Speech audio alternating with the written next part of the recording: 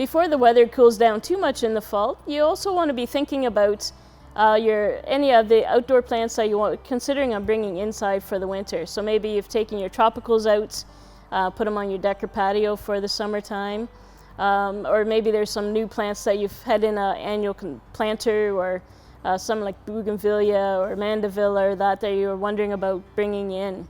And you really want to be bringing them in before there's too much of a temperature change from inside to outside. Quite often we wait too long, and we wait till they threaten frost, and then we think, oh, we need to bring that in. But it will go through quite a shock. So if you can bring it in earlier, even before, we haven't had a frost here in Niagara yet by mid-October, but I know other places not too far north of here have had a frost already. So just be watching your temperatures.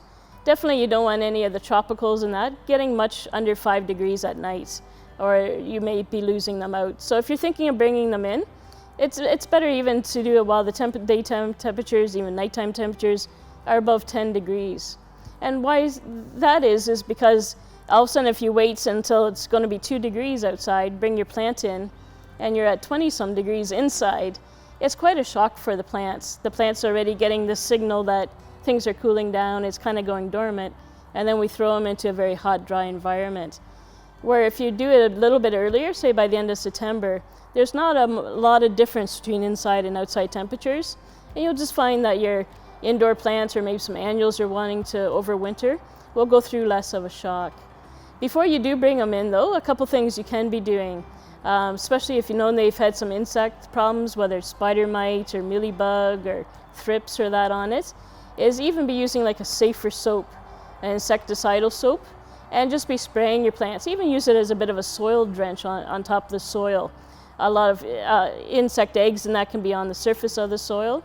And sometimes we don't realize a plant really has had an insect problem until we do bring it inside and start seeing all the insects. So while it's still outside and you can spray in a safer environment that way, give it a good spray with an organic insecticide and just try to kill any insects before bringing them into your other house plants inside. Again, if it's had any disease problems, you can be treating it with something like lime sulfur, a good garden fungicide. There's a lot of organic products out there. And treating that. Picking off leaves that maybe have yellowed or maybe have some brown spots on it. You should be doing that all throughout the summer.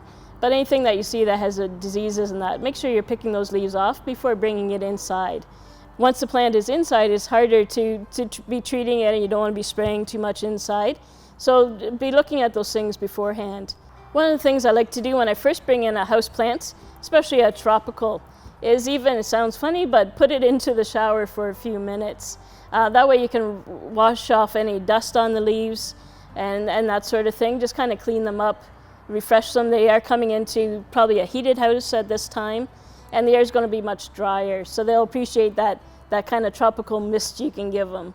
So even putting them all in the bathtub together and giving them a good shower and just letting them drain off is a great way to clean them up before the winter time. So you've got your houseplants all cleaned up, or any annuals you might be wanting over winter, get them all cleaned up before you place them for the winter.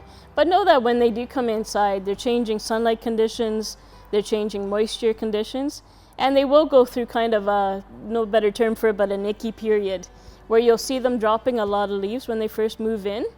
But if the leaves are just kind of yellowing, especially the older leaves are in closer to the center of the plant or lower down in the plant, it's just the plant trying to adjust. But expect that to happen. I know I always talk to people that are kind of in a panic that they brought it in and it's losing a lot of leaves. But it's just because it's adjusting.